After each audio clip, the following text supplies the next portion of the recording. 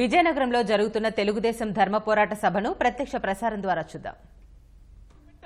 15 మంది ఎంపీలు 545 మంది సభలో పెట్టామనంటే మన రాష్ట్రం తాలూకా గొంతుని అక్కడ వినిపించాలని, మనకు జరుగుతున్నటువంటి అన్యాయం ఢిల్లీ స్థాయిలో వినిపించాలని, దేశంలో ఉన్నటువంటి 130 కోట్ల మంది జనాభా మన ఆంధ్రప్రదేశ్ రాష్ట్రానికి జరుగుతున్నటువంటి అన్యాయం తెలుసుకొని మనకు అండగా నిల్చొని మోదీని ఎదిరించేటటువంటి ప్రయత్నంలో వాళ్ళు కూడా కలిసి వస్తారని ఆ రోజు అవిశ్వాస తీర్మానంలో ఎర్రన్నాయుడు గారు ఉంటే ఏ తరహాలో పోరాడేవారో అదే తరహాలో పోరాడాలని ఒక అవకాశం తీసుకొని ఆ రోజు మీ అందరి వాణి కూడా వినిపించడం జరిగింది. అయినా కదలిక రాలేదు. కానీ ఈ రోజు మనం పోరాడుతున్నామనంటే పగ పెంచుకుంటున్నారు. ఏ రకమైనటువంటి పగ? ఈడీల్ని ఈ రోజు పంపిస్తున్నారు, సిబిఐ వ్యవస్థని తారుమారు చేసి మన మీదకు పంపిస్తున్నారు. మన సుజనా చౌదరి గారిని ఈ రోజు చూసుకుంటే పార్లమెంటరీ పార్టీ నాయకుడిగా ఉండి ఒక పక్కన ప్రత్యేక హోదా కోసం, విభజన చట్టాల హామీల అమలు కోసం ఎన్నో రకాలుగా ప్రయత్నించినటువంటి ఆ నాయకుడికి ఈ రోజు తెలుగుదేశం పార్టీ మీద అవినీతి బురద జల్లాలనే ఒక ఆలోచనతో, చెడు దురభిప్రాయంతో ఈ రోజు ఈడీతో అటాచ్మెంట్ చేయడం జరిగింది. ఆయన కూడా బలంగా ప్రెస్ ముందుకు వెళ్లి ఈ యొక్క ఆధారాలతో ఏదైతే పెట్టారో నిరూపించమన్నానంటే ఒక్క బీజేపీ నాయకుడు గాని కేంద్ర ప్రభుత్వం నుంచి ఏ ఒక్కరు కూడా మాట్లాడడానికి ముందుకు రావట్లేదు. అదే రకంగా సీఎం రమేష్ గారిని గాని, మనకున్నటువంటి అనేక మంది నాయకులు మన రాష్ట్రంలో వ్యాపారం చేసి ఉపాధి కల్పన కోసం కృషి చేస్తున్నటువంటి ఎంతో మందికి ఏదో ఒక రకంగా రాష్ట్రాన్ని అల్లుకొల్లోలం చేయాలని వాళ్ళ గుప్పెట్లో సిబిఐని, ఈడీ వ్యవస్థని, ఆర్బీఐని ఇటువంటి సంస్థలన్నీ కూడా దుర్వినియోగం చేసుకుని రాష్ట్రం మీదకి వదులుతున్నారు. అటువంటి దుర్మార్గం చేస్తే, అటువంటి దండయాత్ర ఈ రాష్ట్రం మీద చేస్తే, దేశం మీద దండయాత్ర చేయడానికి మా చంద్రబాబు నాయుడు గారు ఇక్కడ నుంచి పాదం మొదలుగేస్తున్నారు. అది తట్టుకునేటటువంటి శక్తి మీకుందా అనేది మోదీ గారికి సభ ద్వారా ప్రశ్నిస్తున్నాను. ఎంత అన్యాయం చేశారో మీరందరూ కూడా తెలుసుకోవాలి. 4 సంవత్సరాలుగా మా అమరావతి రాజధాని కట్టడానికి నిధులు ఇవ్వండియా అనంటే ఈ రోజుకి ఇచ్చినటువంటి నిధులు 1500 కోట్ల రూపాయలు. కానీ గుజరాత్ లో ఎక్కడో మారుమూల ప్రాంతంలో స్టాచ్యూ ఆఫ్ యూనిటీ అని చెప్పి సర్దార్ వల్లభాయ్ పటేల్ గారి విగ్రహం కోసం 3000 కోట్ల రూపాయలు ఖర్చు పెట్టారు. మోదీ గారికి విజయనగరం సభ నుంచి నేను ప్రశ్నిస్తున్నాను, మీకు అసలైన సర్దార్ వల్లభాయ్ పటేల్ గారి మీద మీకు గౌరవం ఉంటే, స్టాచ్యూ ఆఫ్ యూనిటీ అని ఏదైతే ఒక యూనిటీ దేశ ఐక్యత కోసం మీరు పెట్టారని ఒక గౌరవం ఉంటే, ఆ రోజు విగ్రహం ముందు కేవలం మోదీ గారు మీరు ఒక్కరే ఇలా నిల్చొని ఫోటోలు దిగరు.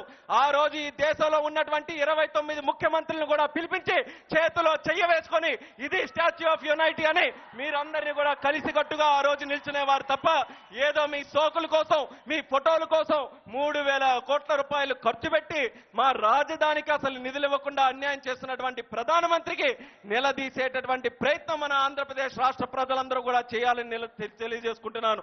అదే రకంగా వెనుకబడినటువంటి జిల్లాలు మనకి ఎటువంటి ఆధారం లేదు. ఇటు శ్రీకాకుళం జిల్లా ఎలా ఉందో అదే రకంగా విజయనగరం జిల్లా ఉంది.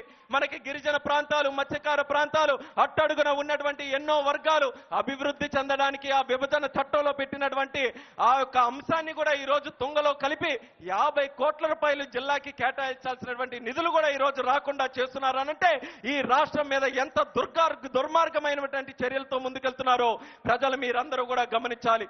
మొన్ననే మాకందరికీ కూడా చాలా దయనీయమైనటువంటి తితిలి తుఫాను కూడా తాకింది.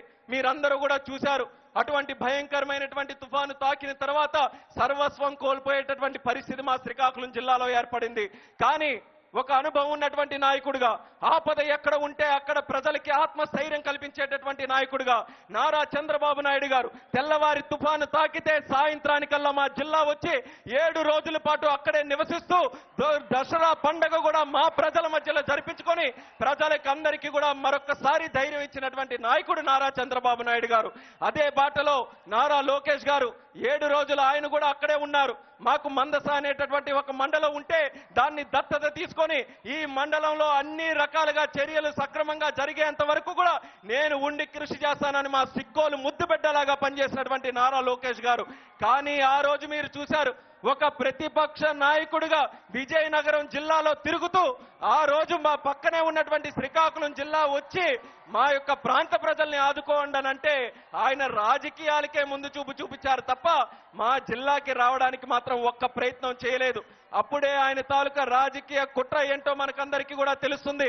వీళ్ళందరూ కూడా కుమ్మక్కై ఒకే ఒక్క ఉద్దేశంతో కేవలం తెలుగుదేశం పార్టీని గద్దెదించాలి, చంద్రబాబు నాయుడు గారిని ఓదించాలి. మళ్ళీ జగన్మోహన్ రెడ్డి గారు ఏదో ముఖ్యమంత్రి అయిపోవాలన్న ఆలోచనతో ఈ నరేంద్ర మోదీ గారు, జగన్మోహన్ రెడ్డి గారు వీళ్ళందరూ కూడా కలిసికట్టు ఆడుతున్నటువంటి కుట్ర, ఇటువంటి డ్రామాలు 1984లో కూడా కొనసాగలేదు, 2019లో కూడా కొనసాగవు అని బల్లగుద్ది చెప్పినటువంటి విధంగా ప్రజలు అందరూ కూడా ముందుకు రావాలని ఈ ధర్మ పోరాట దీక్షగా మీకు అందరికీ కూడా తెలియజేసుకుంటున్నాను.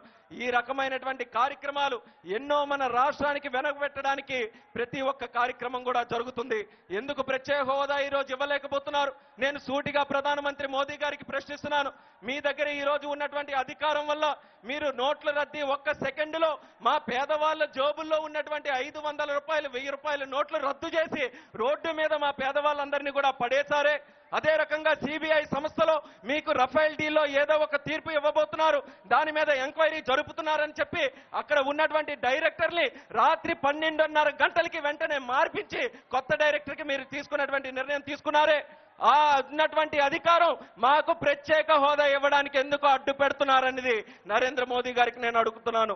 మీరు దేశం కోసం ఏవేవో నిర్ణయాలు తీసుకొని ప్రజల్ని ఇబ్బంది పెడుతున్నారు, కానీ మా రాష్ట్ర ప్రజలు 5 కోట్ల మంది ప్రజలు మా రాష్ట్రానికి న్యాయం జరగాలనంటే మాకు ప్రత్యేక హోదా ఇవ్వండి అని చెప్పి 4.5 సంవత్సరాలుగా మొత్తుకొని మీకు అడుగుతున్నా సరే ఈ రోజు వరకు కూడా కదలిక రావట్లేదనంటే వాళ్ళు చంద్రబాబు నాయుడు గారి మీద పగ పెంచుకున్నారు. ఇటువంటి నాయకుడు చిన్న రాష్ట్రం అయిపోయినా సరే చంద్రబాబు నాయుడు గారు పౌరుషానికి ఎక్కడ కూడా ఈ రోజు అంతుపట్టట్లేదు. ఈ రోజు హైదరాబాదే లేదని అనుకున్నాం, కానీ హైదరాబాద్కి తాత లాంటి రాజధాని ఈ రోజు కట్టడానికి ముందుకు వస్తున్నారు. ఇటువంటి నాయకుడు మళ్ళీ దేశ స్థాయిలో ముందుకు వస్తే మన కుర్చీకే వెసర వేస్తారన్న ఆలోచనతో చంద్రబాబు నాయుడు గారికి భయపడి ఈ రోజు ఆంధ్రప్రదేశ్ రాష్ట్రానికి ఏ ఒక్క కార్యక్రమం చేయడానికి కేంద్రం ముందుకు రావట్లేదు. అయినా చంద్రబాబు నాయుడు గారు అన్ని రకాలుగా మన అందరి కోసం ముందుకు సాగుతూ ఎన్ని అవమానాలు వచ్చినా సరే, ఎన్ని ఆకంఠాలు, ఎన్ని ఇబ్బందులు వచ్చినా సరే ఈ రాష్ట్రం కోసం ఎల్లప్పుడూ నేను కృషి చేస్తాను, రాష్ట్రం కోసం నేను నా తాలూకు జీవితాన్ని త్యాగం చేసి ఈ రాష్ట్రాన్ని అన్ని విధాలుగా నంబర్ 1 చేస్తానని చెప్పి అనుక్షణం కూడా మన కోసం పాటుపడుతున్నటువంటి వ్యక్తి నారా చంద్రబాబు నాయుడు గారని మరొకసారి మీ అందరికీ తెలియజేసుకుంటూ, ఇప్పుడే మన తాలూకు నాయకుడు మన ప్రాంగణం వద్దకు వచ్చారు. ప్రతి ఒక్కరు కూడా ఉత్సాహంగా మనమందరం కూడా ఈ రోజు కేరింతలు పెడుతున్నాం, ఉత్సాహంగా ఉన్నాం.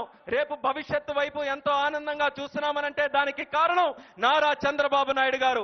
అటువంటిది ఆయన ఈ రోజు అయోధ్య మైదానంలో అడుగు పెట్టారనంటే ఈ విజయనగరం జిల్లా దద్దరిల్లడం కాదు, ఢిల్లీలో కూర్చున్నటువంటి నాయకుల తాలూకు కుర్చీలు దద్దరిల్లే విధంగా మీరందరూ కూడా మన నాయకుడికి స్వాగతం పలకాలని విజయనగరం ప్రజలకు అందరికీ కూడా మరొకసారి మీ అందరికీ కూడా కోరుకుంటున్నాను. ఆయన చేస్తున్నటువంటి పోరాటం రోజుకి సుమారు 18 నుంచి 20 గంటల వరకు మనందరి కోసం పోరాడుతున్నారు. తెలుగువారు ఎక్కడ ఉన్నా సరే తెలుగువారు అందరికీ కూడా ఈ చంద్రన్న అండగా ఉంటాడని అటు తెలంగాణలో గాని ఇటు దేశ విదేశాల్లో ఎక్కడ తెలుగువారు ఉన్నా సరే ఈ పసుపు జెండాని రక్షణ కవచంగా ఇస్తూ మన అందరి జీవితాల్లో వెలుగు నింపుతున్నటువంటి నాయకుడు నారా చంద్రబాబు నాయుడు గారని మరొకసారి తెలియజేస్తున్నాను. అటువంటి ఆయన తాలూకా రథ సారథ్యంలో ఈ రోజు మనం అందరం కూడా ముందుకు నడుస్తున్నాం. దానికి మీరందరూ కూడా సహకరించాలి. ఈ రోజు మన తాలూకా విజయం కేవలం చంద్రబాబు నాయుడు గారి విజయమే కాదు, దేశం వైపు కూడా మనం దృష్టి సారించాలి. దేశ స్థాయిలో ప్రధానమంత్రి గారి మీద కూడా మనం తాలూకా నిర్ణయాన్ని మనం చూపించాలి.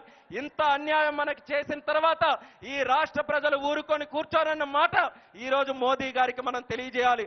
ఆయన ఈ రోజు ప్రధానమంత్రిగా వ్యవహరించట్లేదు, కేవలం గుజరాత్కే ప్రధానమంత్రిగా ఆయన వ్యవహరిస్తున్నారు. తితిలి తుఫాను తాకి ఇంత పెద్ద ఎత్తున నష్టం పోతే ₹1 అయినా మాకు ఇవ్వండి, మా రాష్ట్రంలో మా జిల్లాలో ఉన్నటువంటి ప్రజలకి న్యాయం చేయండి అని అడిగితే ₹1 కూడా ఈ రోజు పంపించాలో కానీ మోదీ గారు వెళ్ళి మా దేశంలో చూడండి ఏవియేషన్ ఎంత అభివృద్ధి చెందుతుందనంటే ఆయన మాటల వల్ల ఆయన చేతల వల్ల కాదు, మన అశోక్ గజపతిరాజు గారి నీతి నియమాలతో ఉన్నటువంటి పరిపాలన వల్ల ఏవియేషన్ ఇండస్ట్రీ ముందుకు వెళ్ళింది. స్పైస్ జెట్ లాంటి సంస్థ కష్టాల్లో ఉంటే ఆయన బాధ్యత తీసుకున్నారు. అటువంటి సంస్థ పాడైపోతే దేశానికే నష్టం జరుగుతుందని ఆయన ముందుకు వచ్చారు. అదే రకంగా ఎన్నో విషయాల్లో ఆయన చొరవ తీసుకొని ఆయనకు అందించినటువంటి బాధ్యతకి ఎక్కడా కూడా చెడ్డ పేరు రాకుండా చూసుకొని మన గౌరవాన్ని జాతీయ స్థాయిలో కాపాడినటువంటి నాయకుడు కూడా అశోక్ గజపతిరాజు గారు. అటువంటి వారు చెప్పినటువంటి మాటలు కూడా కేబినెట్ లో ఏ విషయం చెప్పినా సరే లెక్క చేయకుండా మన రాష్ట్రానికి ఇంత అన్యాయం జరిగినప్పుడు విజయనగరం జిల్లా ప్రజలు మరొక పోరాటానికి మీరందరూ కూడా సిద్ధం కావాలి. ధర్మం కోసం, న్యాయం కోసం ఎల్లప్పుడూ కూడా మేము పోరాడుతూనే ఉంటామన్నటువంటి మాటతో మీరందరూ కూడా ముందుకు రావాలని మరొకసారి సభాముఖంగా మీకు తెలియజేసుకుంటున్నాను. ఇది కేవలం రాజకీయం కోసం, ఎన్నికల కోసం చేస్తున్నటువంటి పోరాటం కాదు. భావి తరాల కోసం, మన తెలుగు వాళ్ళు ఉన్నంత వరకు కూడా ఎవరు అన్యాయం చేసినా మేము ఊరుకొని కూర్చోం, తిరగబెడతాం, నిలదీస్తాం అనే మాట చరిత్రలో నిలిచిపోయేటటువంటి విధంగా వాళ్ళందరి కోసం మనం పోరాడాల్సినటువంటి అవసరం ఉందని ప్రజలకు మీ అందరికీ కూడా మరొకసారి విజ్ఞప్తి చేసుకుంటూ, మరి యొక్క అవకాశం ఇచ్చినటువంటి పెద్దలందరికీ కూడా, ముఖ్యంగా విజయనగరం జిల్లా నాయకులందరూ ఎంతో చక్కగా ఈ యొక్క కార్యక్రమాన్ని ఏర్పాటు చేశారు. ధర్మ పోరాట దీక్ష కూడా ఒకటికి మించినటువంటి ఒకటి రీతిలో ప్రతి జిల్లాలో కూడా జరుగుతుంది. మరి మీరు అందిస్తున్నటువంటి ఆ యొక్క ధైర్యంతో మళ్ళీ డిసెంబర్ 11న మళ్ళీ పార్లమెంటు సమావేశాలు మొదలవుతున్నాయి. అప్పుడు మళ్ళీ ఢిల్లీ వెళ్లి మోదీ గారికి అన్ని విధాలుగా నిలదీసేటటువంటి ప్రయత్నం మా తెలుగుదేశం పార్టీ ఎంపీలు అందరం కూడా కలిసికట్టుగా చేస్తామని మీ అందరికీ కూడా ఈ సభాముఖంగా హామీ ఇస్తూ మీ అందరి దగ్గర సెలవు తీసుకుంటున్నాను. జై హింద్, జై జన్మభూమి, జై తెలుగుదేశం.